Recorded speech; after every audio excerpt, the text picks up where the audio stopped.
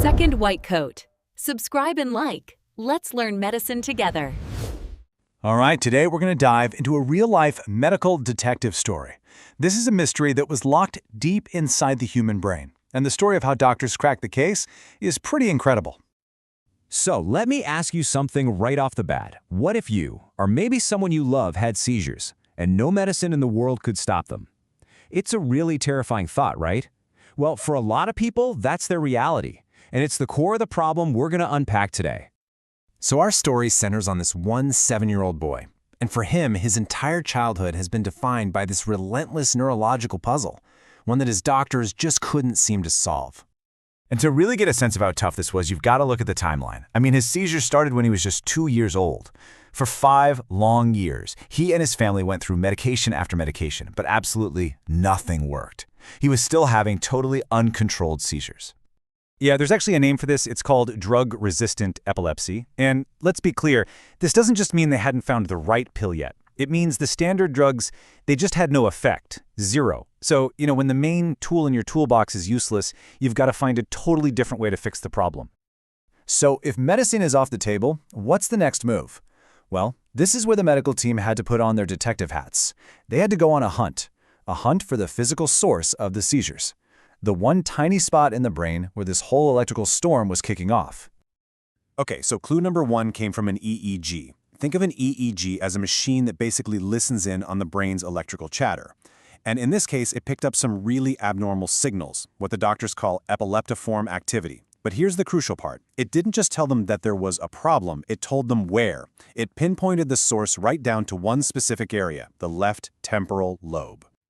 All right, so they've narrowed down the neighborhood. Now it's time to find the exact house. They bring in the heavy artillery, an MRI scanner, and boom, here it is. This is the smoking gun. Right there, you can see it on the scan, a clear physical abnormality in a part of the brain called the hippocampus. This wasn't just some invisible electrical glitch anymore. This was something they could actually see. So, you've got the electrical evidence from the EEG and the visual evidence from the MRI, both pointing to the exact same spot. The detectives had finally found their culprit. The diagnosis? A condition known as hippocampal sclerosis. Okay, so what in the world is hippocampal sclerosis? Well, put simply, it's a very specific kind of damage to the brain. It's where you get a loss of brain cells, neurons, and then scarring that forms in their place, all happening in that hippocampus region. And finding this specific thing, it turns out that was a huge deal. Because even though that name sounds super complicated, this condition is actually the #1 most common cause of this kind of epilepsy. It's not some brand new mystery. It's a well-understood enemy. And, knowing your enemy gives you a massive advantage when you're trying to figure out how to beat it. Right, but why? Why does a scar on the brain cause these crazy electrical storms? To really get why the solution works, we've got to zoom in and understand the problem on a microscopic level. Okay, have a look at this. These are actual tissue samples. On the left, you see a nice, full, healthy hippocampus. Now compare that to the image on the right. That's from our patient. The difference is just, wow, it's stark. You can physically see how much it's shrunk. That's a condition called atrophy. And now we're going to zoom in even closer, right down to the cellular level. See all those dense purple dots on the healthy side? Every single one of those is a neuron, a brain cell. Now, look at the patient's tissue. It's just empty. It's a massive, absolutely devastating loss of those neurons. It really is like looking at a thriving rainforest next to a patch of land that's been completely clear-cut. Okay, so here's the really crucial part. It's what happens next. As all those neurons die, the brain does what it's supposed to do. It tries to heal.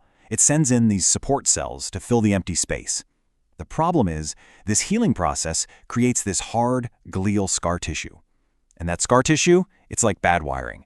It completely messes up the brain's delicate electrical circuits. It creates a short circuit, a terrible feedback loop, where the seizures cause more scarring, and that scarring then causes, you guessed it, even more seizures. It's a vicious cycle. So, once you realize that the scar itself is the engine that's driving all these seizures, the solution, even though it sounds really dramatic, starts to make a whole lot of sense. Yeah, the logic is actually pretty simple. Step 1. You use your detective tools, the EEG and MRI, to find that one single abnormal spot.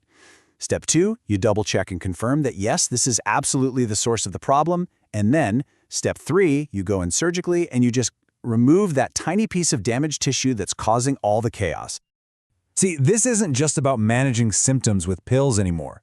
By taking out the scar, the surgeons can physically break that feedback loop we were talking about. They can take the short circuit right out of the system for good.